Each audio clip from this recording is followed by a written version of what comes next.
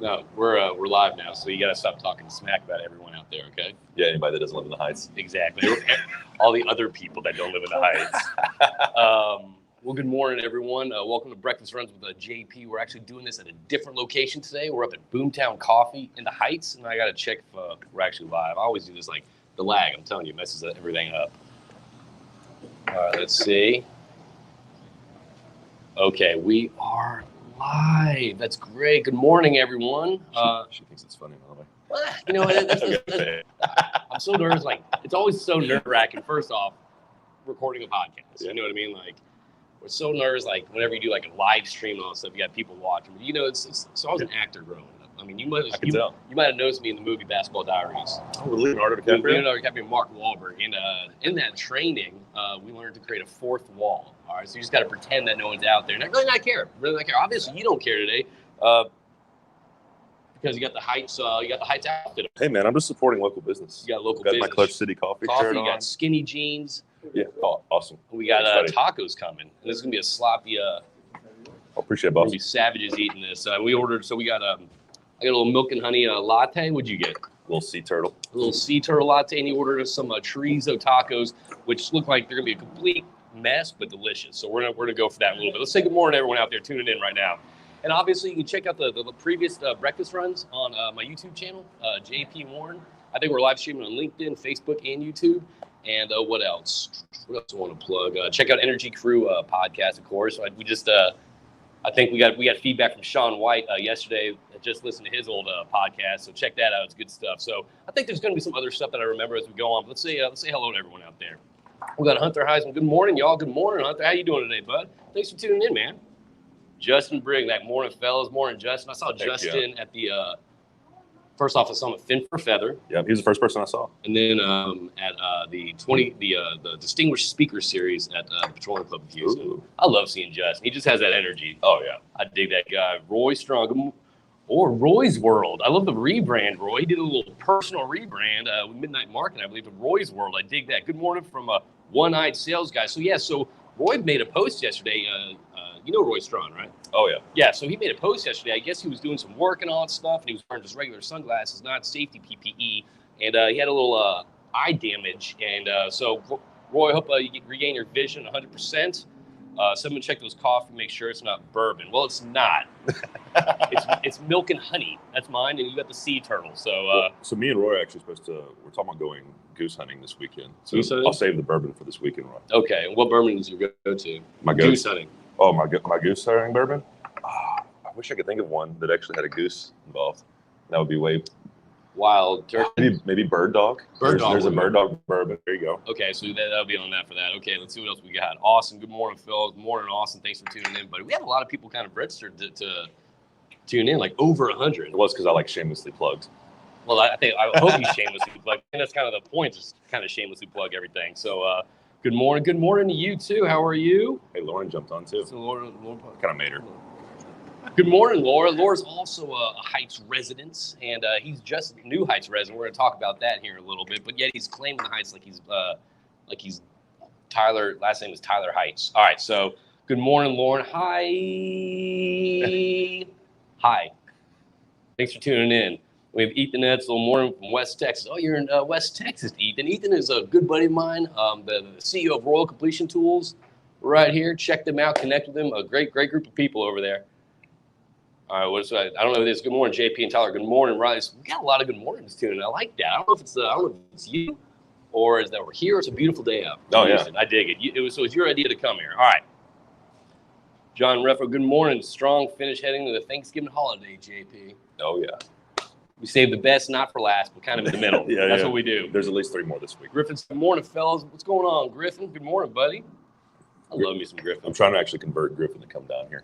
Is he still up in the Woodlands? Yeah.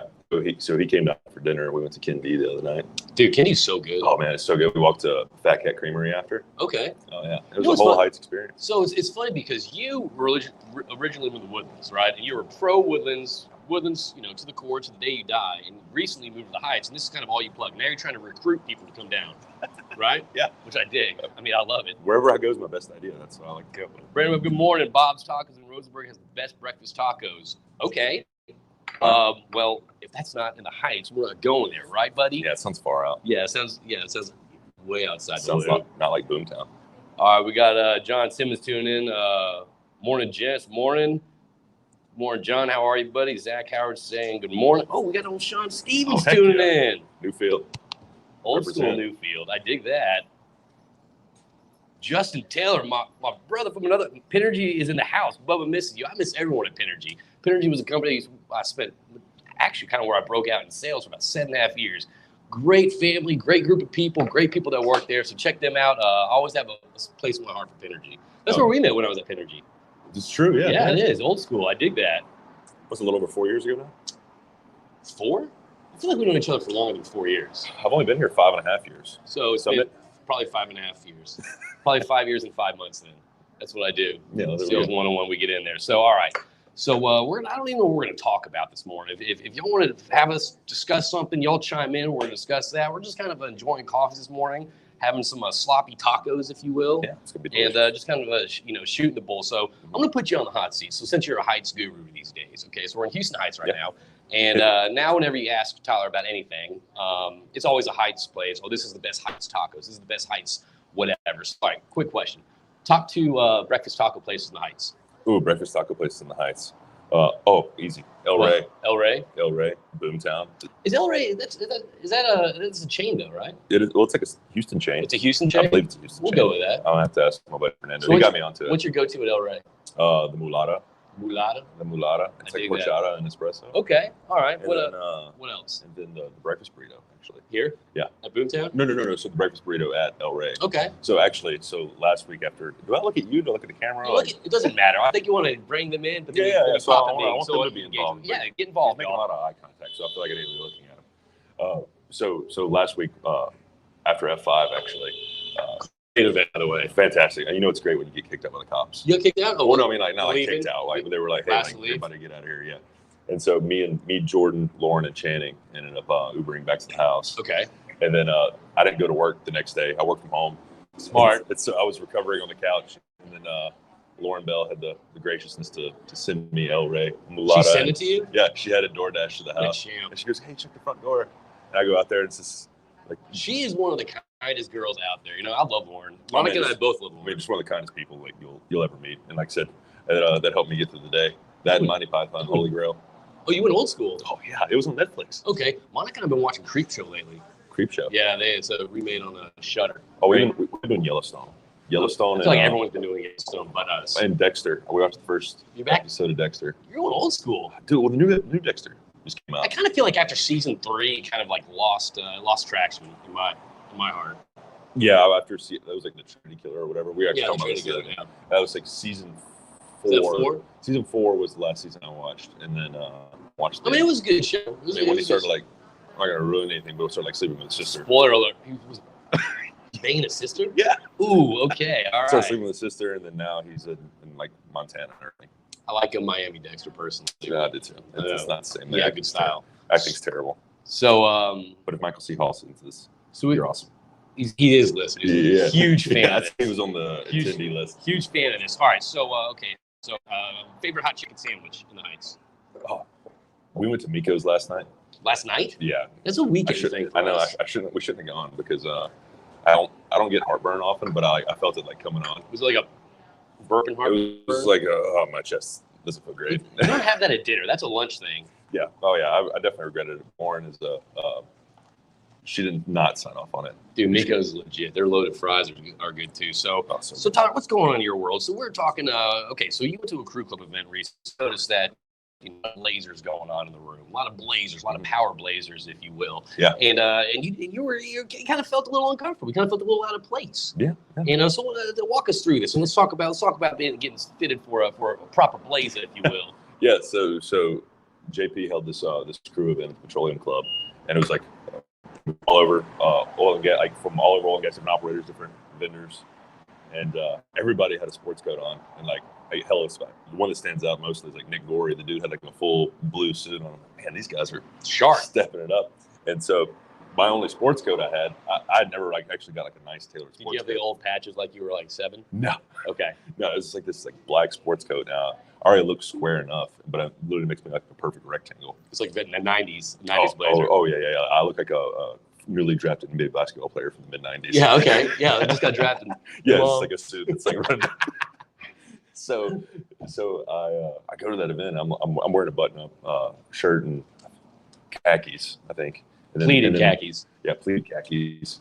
And I was sitting there. I was like, man, everybody else has got a sports coat on here, and except me. And then I was telling them, I was like, I need a sports coat after. And then so I went to Bologna and I got tailored for two sports coats. For 2 sports coats. So I can wear them in jeans. I get it. Dress them up, dress them down. You be you. I don't really do suits. I mean, as you can tell, I'm wearing a t-shirt and jeans and cowboy boots.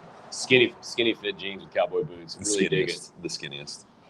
So okay, so real quick. All right, so we did. Let's talk about industry events real quick. A lot of stuff coming up right now. It's so we just wrapped up with AAD F5, which is an unbelievable event every year. This year was, I mean, it was packed. I mean, there was so many people out there. I love AAD 5 just because everyone gets out there. It's such a good event. You know what I mean? But like, there's so many people. You can't say hi to everyone. You can't engage conversations with everyone. You know what I mean? Everyone's just kind of talking, moving around. Yep. But it was a great event, unbelievable event. And then what else is upcoming? We got the Petroleum Club Fellowship Lunch. Have you ever been to that? I'm not. That's December 1st, Petroleum Club at like 11 to 1 or 2. And it's just like a huge oil field gathering at the Petroleum Club. Great boondoggle. And we always end up at Carrabba's after, which is we extend the party. That's kind of what happens. And then what else we got? We got the social party coming up. Casino night, December 3rd. January. We got casino night coming up. What is that? January 29th? Yeah, I think so. Y'all got tickets yet?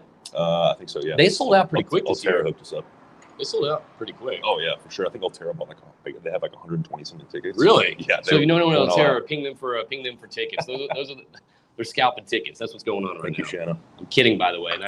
Altera's not scalping tickets. That actually wouldn't be a bad idea if you follow. I'm gonna scalp mine. I'm not actually going. I'm just gonna stand out front. And then just get another vendor to give you another one. That's a smart move. What an operator over here.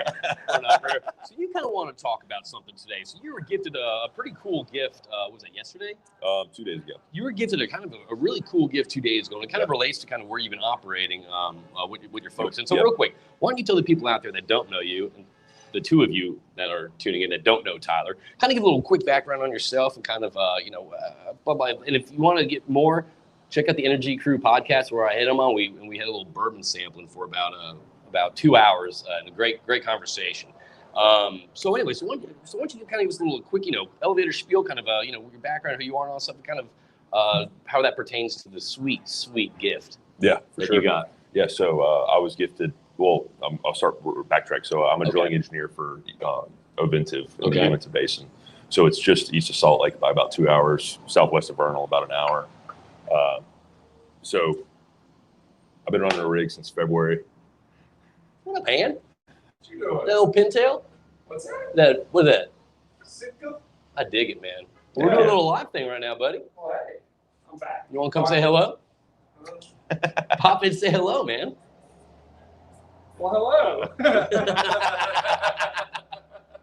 Talk How's to your boss? Tyler. Joe. Joe? Nice to meet you, boss. For those that don't know, that was Joe Guidry popping into Boomtown Coffee to get some coffee and tacos. My man. All right. It's a community. It's a community. You don't know Joe Guidry? No. Oh, yeah. Great guy. Yeah. Great guy. You probably see him more often if you actually came here. Ooh, okay. All right. So continue with your story. Anyway, so before JP interrupted me to say hey to people. It's live. We'll do it live. So yeah, like I said, a drilling engineer for Ovintiv. I work at Uinta Basin. I'm actually about to start working in North Dakota again as well. We got a rig over there. So running one rig over there. And so we were drilling over the past couple weeks. All right. And this material called gilsonite is only Gilsonite. Yeah, it's only mined. It's actually only mined in Utah. I think it's also somewhere in Iran. But it's only mined in Utah. It's outside of the main city in Iran. And so they supply the gilsonite for all of the entire world. So, and it's used for like asphalts and other concrete properties. Yeah, it's used for all kind of things. I think it's actually an asphaltene. So anyway, so what it is a hydrocarbon that came up in like thrust faults millions of years ago, and it migrated up, and it kind of solidifies because the wax and the crude in Utah is really hard. Like, right. Everyone knows that. Yeah. Everyone knows that out there. It's almost like candle wax. Okay. And so anyway, it migrates up, and then so it's a really porous, really light material, almost like packing peanuts. And so you can like break it apart, and so when you drill through it, it like falls in, it caves in on you. Right. And then below it, it's like an extreme loss zone because of those thrusts. Okay. It means there's like a loss zone right there with it. And so you like drill through the stuff that's fallen, and then you have a loss zone. And so I've been fighting that on the rig the last couple of weeks. Well, okay, real quick. I mean, prepping for something like that, obviously. I mean, it seems like it's kind of, it's not regular formations to drill through. Is that correct? Oh, yeah. So how do you plan for something like that? Well, that's one of those things we never realized that it was a hazard before. And so our geologists, we have fantastic geologists, and then they caught it out on the offset logs. And you can kind of see like the stringers in it, but it doesn't have any like hot gamma streaks to really tell like how big or how like vast it is. And so this pad we happen to be on, of all the wells we drilled this year, this is the first time we've seen it. And so we drilled directly into it. We it started coming in on us. We're getting out of the hole. Then we got past it and we started seeing extreme losses. And so as we're seeing the extreme losses, this stuff's coming in on top of us. Okay. And so it was just like a nightmare scenario for us. And so we've been trying to figure out like how big it ranges. And it turns out it's like 7 layers deep. And like, so what do you do? What do you do with that? Do you talk to like another operator that's kind of been in the area and kind of get their expertise, or is that like one bad part is like a landmine formation, so you don't know where it's going to be necessarily. Oh, really? And then like I said, we drilled 18 wells so far this year, and then this is the first one that you're dealing with. We tagged it, and then it's been eaten. So you might not see it again, but you might see it on every single well moving forward. I mean, like if the luck's that bad, we would potentially see it on the well moving forward. But we only saw on this one. Hopefully that's the case, and it's one of those things you have to identify as a hazard. And plan for the job. Keep your plan for the job. Keep your angle in the hole down. Always keep your angle in the hole down. Pre-true LCM sweeps, stuff like that. Basic engineer stuff. Yeah. Basic engineer stuff. Oilfield engineer stuff. Yeah, and so anyway, going back to that's all boring stuff. But going back to the really cool part is so having like a supportive management, supportive boss like Bruce Darlington, because my current boss is on leave. Yep. She just had little baby named Scarlett. Little baby Scarlett with little baby cheeks. Yeah, oh yeah, I had some cheeks. She's got some cheeks. So cute. She's adorable.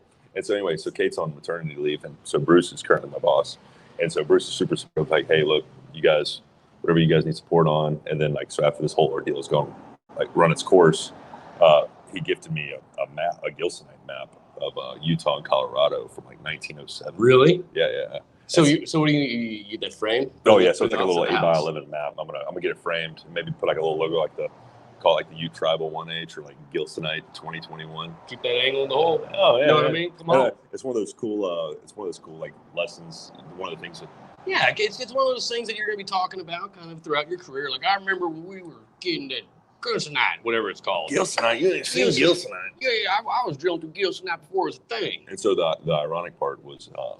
It's actually used as a LCM material, but when you drill through it, it's an extreme loss zone. Okay. And so you're like, all right, well, we're doing the opposite of what you'd like to do. But that's like 10,000 spoons when all you need is a knife. That is ironic. Yep. All right, but real quick, I got to plug the sponsor of the show, Royal Completion Tools, right here. But before we do that, we're going to show a commercial for them. And obviously, if there's any other sponsor requests or inquiries about this about the breakfast runs, reach out to me, and we'll make this happen. So here is the Royal Completion Tools commercial. To all you completion engineers, company men, and consultants out there, are you sick and tired of losing sleep over frac plugs not getting to depth, not holding pressure, or not drilling out properly? Or maybe you aren't getting the best quality and service from the bigs? Well, stop burning the midnight oil and rest at ease while using Royal frac plugs, the most reliable and efficient frac plug on the market. Start your successful completions today by getting in touch with Royal Completion Tools. You can contact them via www.royalcompletiontools.com, sales@royalcts.com, or via LinkedIn. Contact them today to check out some of the best frac plugs out there.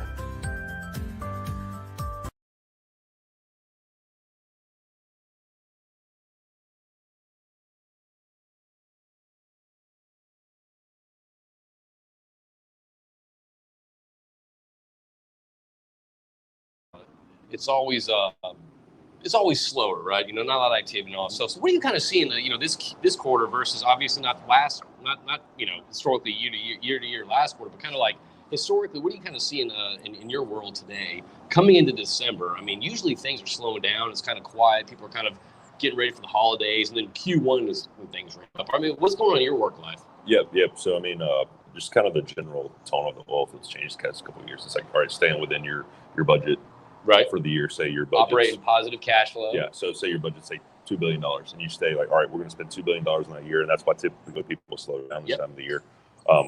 Luckily that we come in under enough that we're able to probably potentially bring in a couple rigs for this year. So we're looking at a rig in like North Dakota. So you're looking at a rig in North Dakota. So for those of you out there that want Tyler's cell phone and address, it goes out to the highest bidder.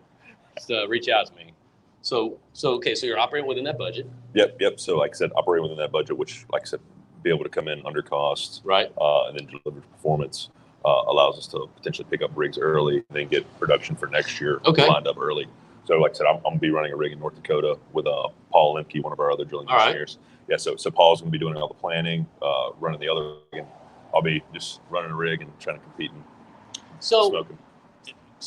Oh yeah. Okay, I do that. So real quick, so what feelings are you getting about kind of the state of the oil field right now? Obviously, activities not where it should be historically. People are concerned about the equipment, shortage of equipment, shortage of labor. What besides all that, the challenges that our industry faces? We always face challenges in our industry. What other kind of vibes are you picking up? What was interesting is like it seemed like 2014, 2015, it was very cyclical. Like oil gets over 70 and everything skyrockets, goes up. Now it's more like tempered expectations. Kind of like plateaued a little bit, yeah. People aren't kind of blowing and going. Well, yeah, it's also too like the current administration. Like you never know what they're going to do regarding like oil field limitations and stuff like that. They're talking about pulling reserve. It's just so everybody's slowly ramping up. Like, okay, let's see some sustained $80 oil. Yeah. Like slowly trickle up rigs. If you look at the rig count, it's kind of it was kind of plateaued during the summer, and then it's starting to creep up a little bit more. A little bit. Mm-hmm. So I mean, like Bakken, where we operate a rig, about to be a couple more. I mean, like rig counts doubled, tripled like the last few months in that particular area. So it's really exciting to see. The only bad part is going to pick up a rig in Bakken in the middle of winter. So I'll be running to North Dakota around like January sometime. Oh, that's a beautiful time to go.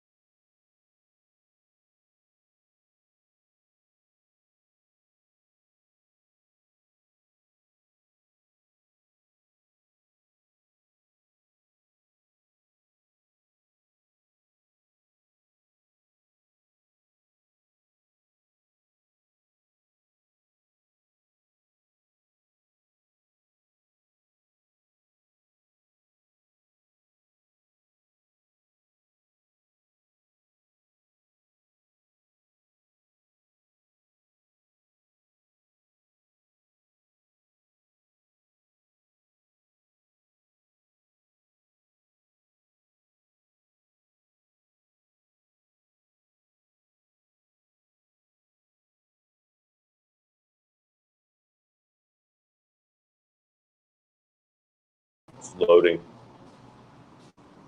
I think we're live again. Are we?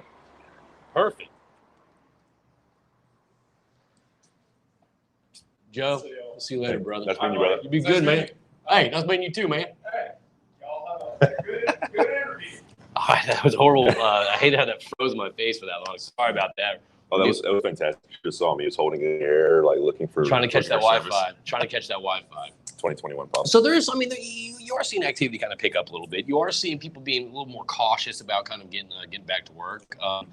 It's I'm excited about the times, but also it's kind of, so how do you plan that with I guess the dealing with, I mean, you're trying to plan your business, you're trying to look at commodity prices, you're trying to look at service prices, and you also got the added the external thing about the administration. So how do you kind of plan your business with external forces that you can't control something like that when it comes to policies or stuff like that? Honestly, for like it's kind of nice on like the planning side, being like a slow build, because not picking up 5-6 rigs.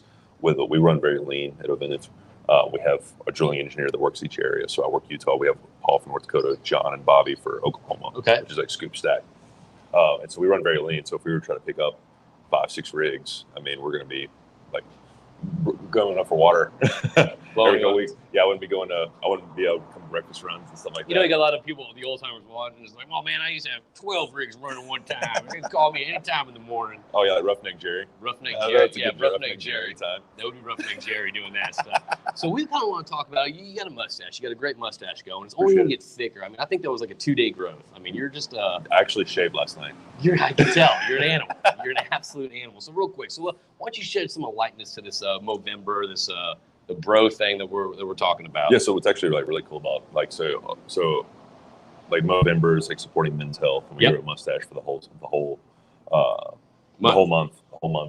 Are you actually trying to like raise money for this? Yeah, so actually, Ovintiv, there's somebody like this is Ryan Miller. He's a manager for Ovintiv on the supply chain side, and he does a really good job like sending emails, taking donations, like over $10,000 worth of donations so far from November. So what does that go to again? It's a men's health organization. I can't remember the name off the top of my head. Do they go to like testicular cancer or something like that? Stuff like that. Yeah. Okay. Yeah, so it's really cool. So it's like I said, it's like I said, $10,000 worth of donations so far. So that's so far. We're just we got about 10 days left, or 8 or 9 days left. So real quick. So what are you going with? Are you gonna be the twirls or what? So I don't know if it can get that long. I trimmed this down. Normally I go with like a straight mustache. Yeah. But it looks really pedophile. What is Lauren? It always Lauren does. hates it. Lauren hates Really? it. Oh yeah. She's telling me this morning. She goes, I don't hate it. I just don't like it. Okay, that's not liking it. Yeah, right. Monica digs it when I grow up. Plus with the hair, man, I think I might actually. But I rock them every now and then throughout the year. You know what I mean? I kind of bring them in, bring them out, bring them in, bring them out. Yeah. So I did like just some stubble right here, and I'm letting this kind of grow back naturally while leaving the mustache, and so it kind of like blends in a little bit better. I dig that. Yeah. That's why I've been told I look like a cop. So I think I missed a I can see that career chance. Yeah. It's just the blocky head, short hair. We would be great cops together.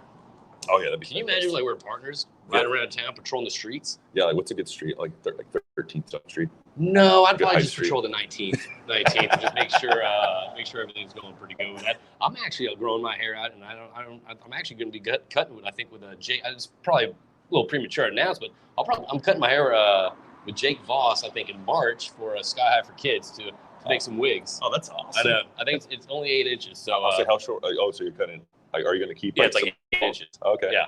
Are you going to go like full like short again? No, I'm not going full short. I'm gonna keep the flow. What kind of hair does that give you? Does it give you like 90s Brendan Fraser? Like I think so. The Mummy. Yeah.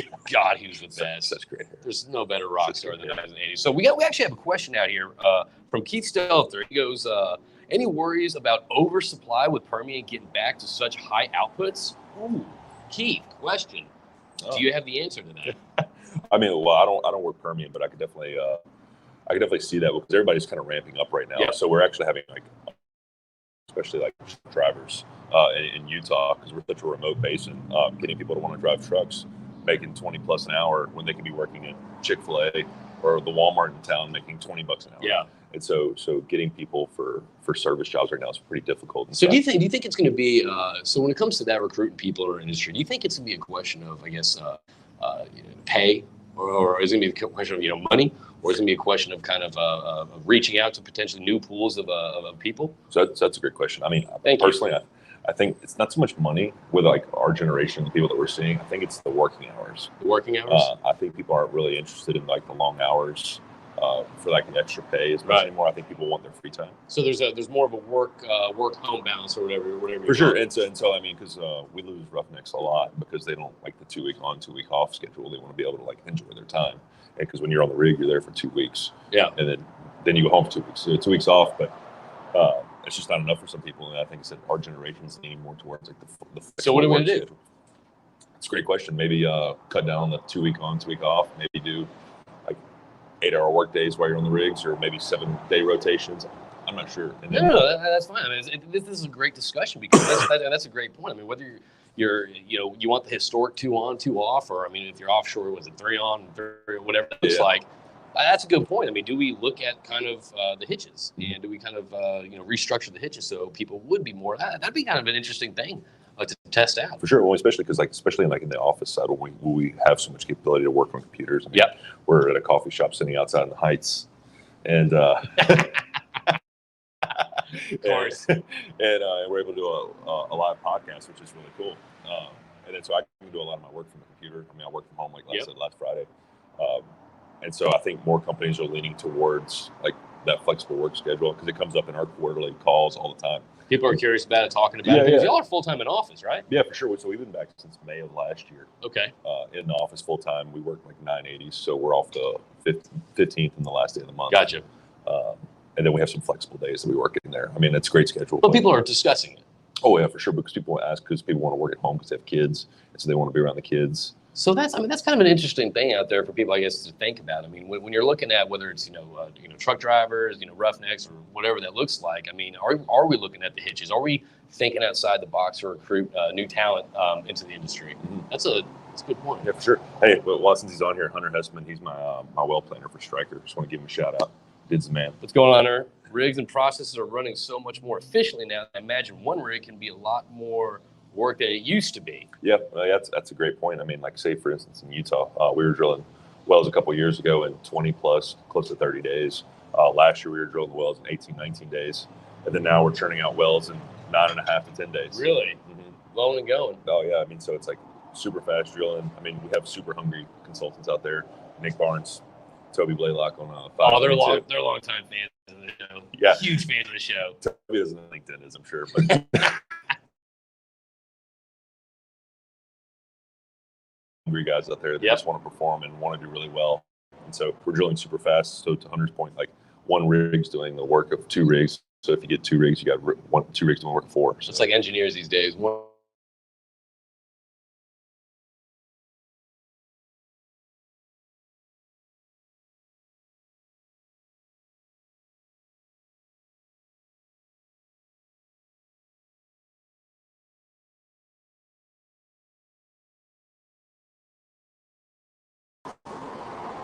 Right. Okay, I guess we're back. That's what happens live. I was live with Keith Stelter the other night at Fin for Feather and Happen when you go live. So thanks for being patient with us. So I have a question right now. So obviously right now in the oil field, and actually in Houston right now, huge technology boom right now.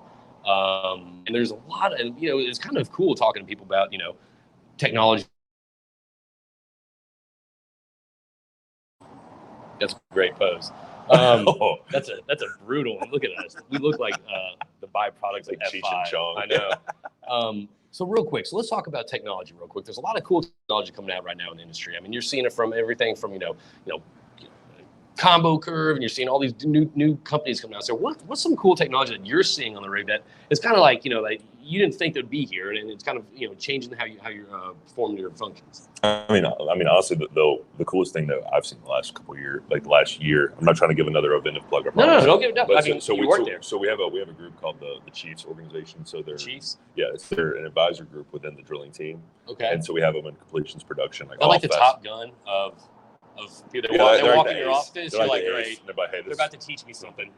No. And so Justin Kilb, I think you might have met him. So Justin Kilb is like our Chiefs representative. So what he does is he does like a lot of earth models and stuff like that. And so we can actually get a really good idea of what we're seeing down hole. So we can run like torque and drag models and like mechanical earth models. And we can see like, all right, this is what formation you're losing at. This is what formation's coming in here. This is what your mud weights need to be. And so it gives you like a really good understanding of the reservoir that you're drilling through. And if you're seeing issues or complications, you can be like, hey, let's look at this earth model real time. Yeah. Let's see what's going on. Let's figure out like what's going on. And then like I said, then his boss, Brandon, he used to work for K&M, and it's K&M technology. Okay. That we use for that. And like I said, that to me has been the biggest technology development that's helped me in my career as a drilling engineer, because now you can, instead of being like, oh, back in my day, I saw this in 1983. This is what you got to do. This is what you're seeing. Put a little spit down hole. Yeah, this is what you're seeing because of based off this well I drilled 30 years ago. Versus like, no, based off your surveys, your mud information, everything going on with your well, this is what's happening. Real time. In real time. That's pretty cool. Right? Dude, I'm blown away by some of the technology that's out there these days. And so honestly, that's the biggest thing that's helped me. That's kind of one of the biggest drivers of why I'm drilling so much faster, because we can dial in mud weights, we can draw in parameters. Like when y'all need it. Yeah, for sure. And we're like say like the torque and drag modeling. We went with increased drill pipe from a company in West Texas. So like higher torque drill pipe. So we have like 50,000 pounds of torque capability. So we can just run through all the problems. But when we were modeling this out, we're like, hey, we're going to need something beefier to drill these wells, because otherwise torque and drag is going to limit it out and you won't be able to drill as fast for as long. And then like, all right, well, let's beef up the drill pipe before you even get there. And then so you hit the ground freaking running. So real quick, you're gonna be going to North Dakota and all that. So what's that like when you're kind of sourcing, I guess, materials and you're sourcing equipment and all that stuff? I mean, I feel like that's much more of a challenge than what a lot of people normally face with, whether you're in West Texas, Haynesville, or whatever. And so up in North Dakota, especially say for instance Utah, it's very difficult. North Dakota's not so much because it's a major basin. Okay. It's a well-established basin. Utah's pretty remote because when you work out of Utah, you call out of like Casper or like Greeley or like somewhere else, and usually at least 7 to 8 hour call outs. So we have 12-hour call outs for casing and cement, and so we have to really plan our business way ahead of time. So that's pretty challenging for Utah, but like North Dakota's not so bad because everything's fairly close. Sometimes you have to get stuff from Texas brought in, but not nearly as Texas is a lot easier because there's so much. So it's a lot more planning when it comes to Utah due to the call out times, if you will. Yep, exactly. Okay. And then like just regarding the planning and stuff like that, it's picking up the new rig, for example. We have a procurement team that helps us out like on the major vendors and stuff like that. Yep. And so I'm actually meeting with my guy. His name's Steve Kovacs. Meeting with him into this week to decide the vendors we're going to use. And so that's a discussion kind of between y'all, kind of what you like, what they like, and all, and so everything works. So me, him, and Paul will sit there and we'll discuss like, all right, well, who do we use for this? Who do we want to use for this? Who do we use for this?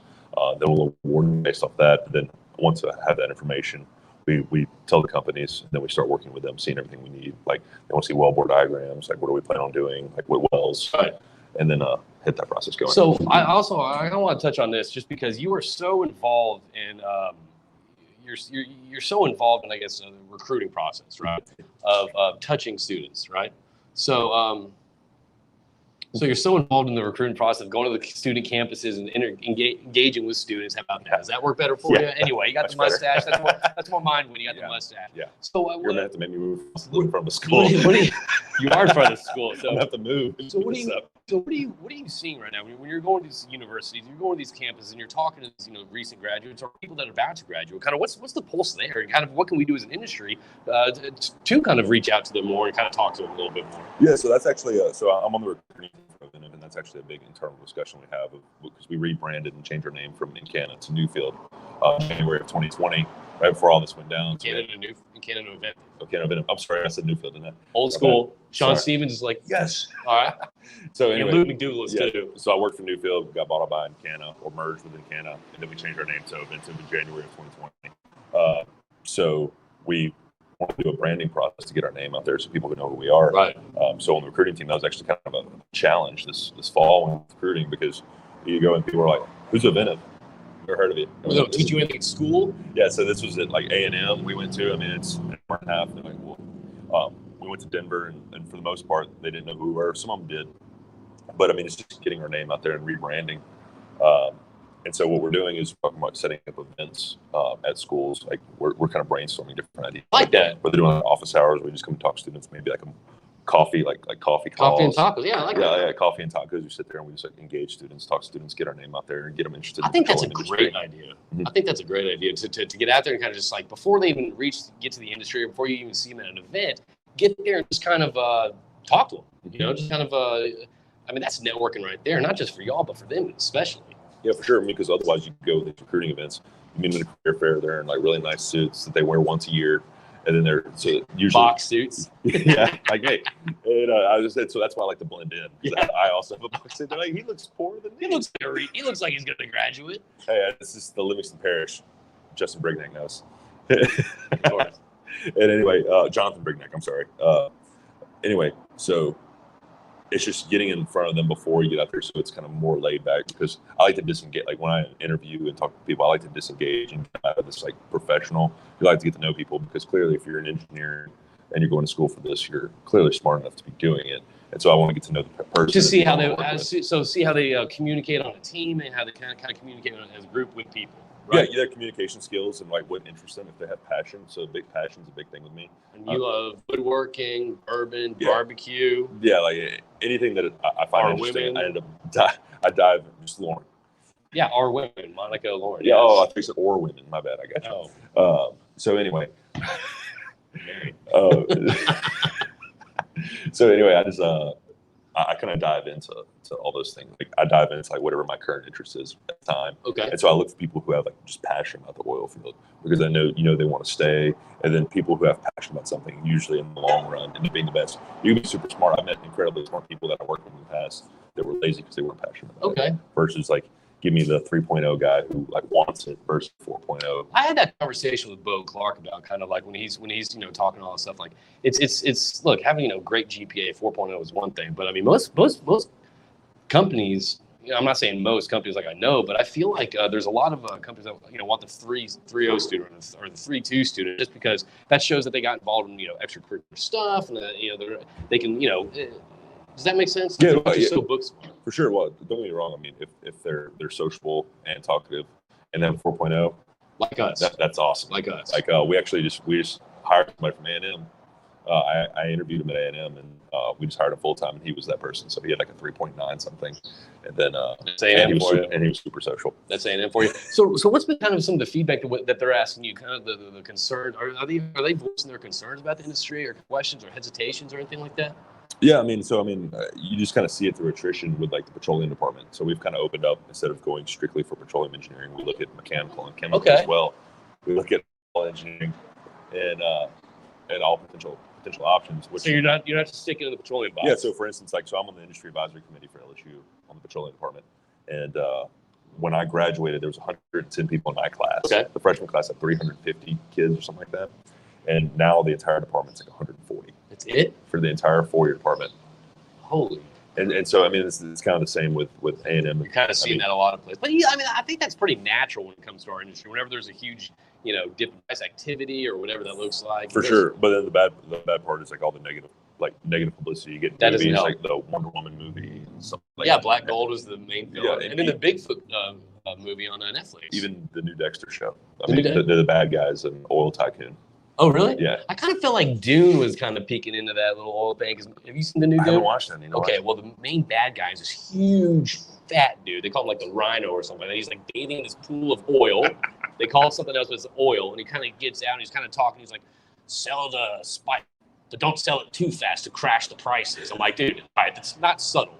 You're not being subtle about the oil industry right now. Oh, yeah. But it's everywhere right now. And I think, stuff like this and kind of getting out there and talking to people, talking to students, I think, just kind of showing the human side of our industry and that we are people, you know what I mean? I think that's look, it might not be much, might not be targeted, but I still think it's extremely important for us to do. Yeah, for sure. I mean, because it's one of those things people have like the bad taste in their mouth or the negative connotation about the oil and gas, and it starts young because they go see these movies and it just gets in their head.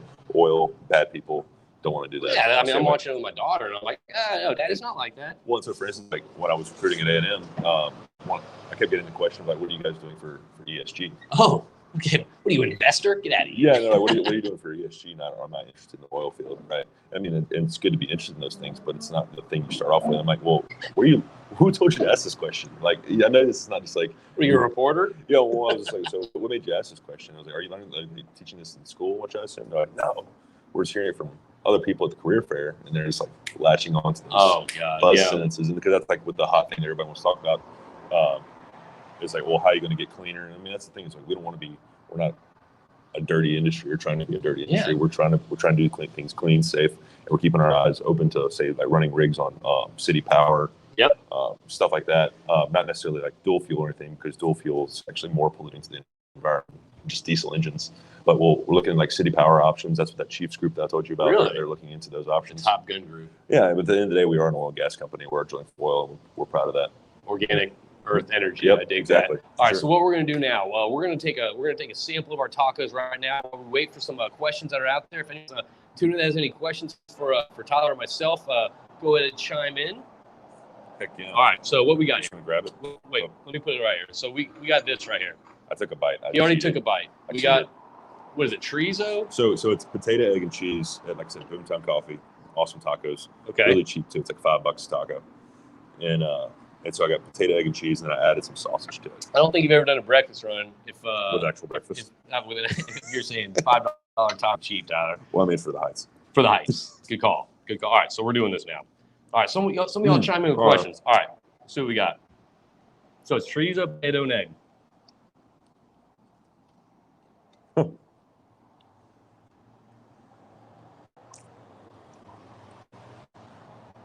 Does Michigan have a petroleum department, Brandon? Hey, Brandon. Very good. At University of Michigan, students at career fair told me oil and gas industry is destroying the planet. Sad. Great emoji for that, Brandon. Little sad crying face. I like that. All right, what else is going on out there? Anyone have anything else for us? Nice show for Brandon. All right, so a little plug on me. I'm taking Taco Deli. You should do the next one. Dude, that's what I suggested this time. Really? Oh, Taco, you did? Yeah, Taco Deli. Yeah, that's what we're doing with Tyler Langford. So good. We'll definitely hit that up. Oh yeah, I'm gonna have to go. I'm actually taking Crew Club on the road, going to Oklahoma City, Tuesday. I think it's December 14th. Mm-hmm. Let's see. Oh, also the 23rd World Petroleum Congress. So I had to move my whole plan back. So I'll be going to Oklahoma Tuesday, the December 14th, and I'll be flying to Dallas on the December 15th, and then Midland December 16th to kind of host some kind of these information sessions, kind of discussions, and also just kind of get up there and network, see some friends, make some new friends for those times. So for any questions, you can check out www.connectioncrew.com and check out the Crew Club tab right there. All right, let's see what we got. Derek. Morning, dudes. Morning, Derek, man. How you doing? Heck yeah. I love that guy. He's hilarious. And we got old Sean chiming in. Boom. Miss me some field. Dig that. Heck yeah. All right, so Brandon answered that question. He said there's no petroleum department. If only they knew petroleum was used to make and power their phones. Yeah. Yeah.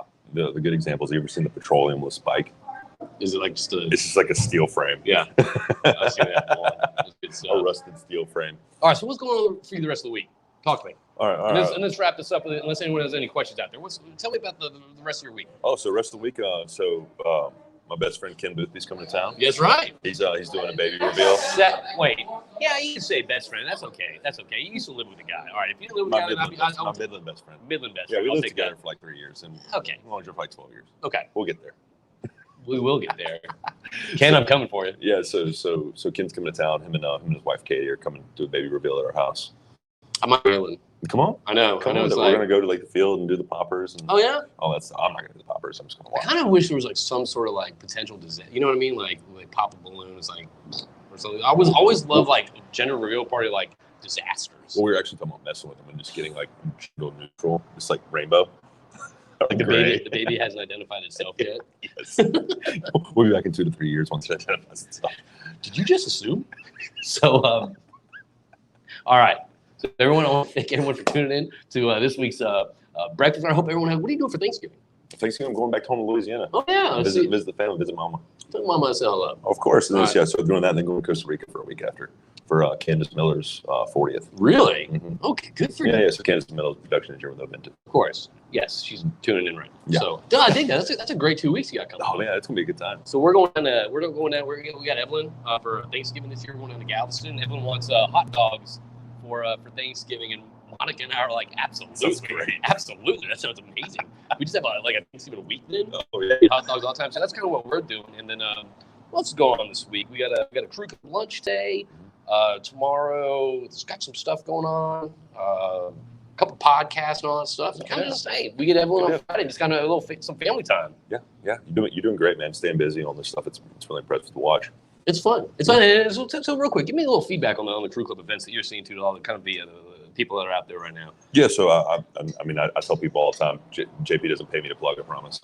But and so what's nice about it is I don't usually go to a lot of these events because otherwise it gets too kind of like overwhelming. Some people, like F5, Lauren can tell you, it shakes my hand and then you walk 5 feet. And it's the same. Or then you turn around and somebody else, right? Yep. Which is great. It's great people in the industry. You make a lot of friends. It's a lot. But it's a lot. And so, but you don't also get a lot of other operator engagement exposure. Yeah. So, right. So it's like maybe 1 out of 15 people you meet's operator exposure. So going to your events is nice because then I get to say like the guy from Verdun. Anthony. Yeah, Anthony from Verdun last time. And we sat there and BS'd about one of the deals they're doing that pertains to UN. Yeah. And like I said, just talking to different folks from those events is nice to get operator exposure versus like other traditional ones where you feel not necessarily as much. And you kind of know some people going in. Yeah. You meet I try to meet at least 1 or 2 new people or like make 2 new contacts every time while catching up with the other people that I know, which is, I said, it was really cool. And I said, I commend you for staying diligent for it. And be on top Thanks, of buddy. it. Of course, And that's man. the thing, though. It's just like, look, it's not about sales pitches. It's not about. It's honestly about relationships. And at the end of the day, that's what's important in our industry. That's what's important long term. That's kind of enriching to everyone's life and all that stuff. And you never know you can help someone. So, I ran into a gentleman the other day, and I knew him, a little bit, but we just kind of started talking, and he wasn't employed at that time anymore and all that stuff. And because I reached out to him and I met the guy, I passed his resume on to someone that potentially might need someone like that. Yeah. And actually, I'll talk to you about that. And that's what's great about getting your name in there and networking. You never know when someone's gonna be looking for a job. It's done. You're gonna be looking for a job and like, hey, remember that Tyler Shoultz guy? Oh, the weird guy from the Heights with the mustache. Great guy with the mustache that hasn't shaved it. It's like March. Speaking Still of, can you with it. delete that comment from Sean White about turkey dogs? That sounds terrible. Ooh, turkey Love you, dog. Sounds delicious, Sean. I think his wife's over his shoulder, be like, "Better be turkey dogs. Real dogs are disgusting." All right, everyone. Thank you so much for tuning in this one. We're gonna finish our tacos in the Heights. This guy's background is a local Turk. So Did we tell him that yet? and we're in the No, Heights. no. No, we're actually at Boomtown Coffee in the Heights. Oh, there we go. Houston Heights. Yeah, come check it out. Come check it out. We're going to finish our tacos right now, but everyone, I want to thank you all for tuning in to Breakfast Runs. And again, this is Tyler Shoultz, Joint Engineer over at Ovintiv, and I guess everyone have a great turkey Thanksgiving. Well, I almost said Turkey Day like I'm 17. Have a great Thanksgiving, everyone, and stay safe out there and start making connections. Again, shout out to Haley DeLula, Newfield intern from back in the day. Oh, yeah. So where's she at now? She's working on a company on the East Coast, not necessarily oil and gas anymore. Okay. Yeah. All right. Well, thanks for tuning in. I appreciate that. That's awesome. So, all right, everyone. We'll see y'all later and have a great rest of the week.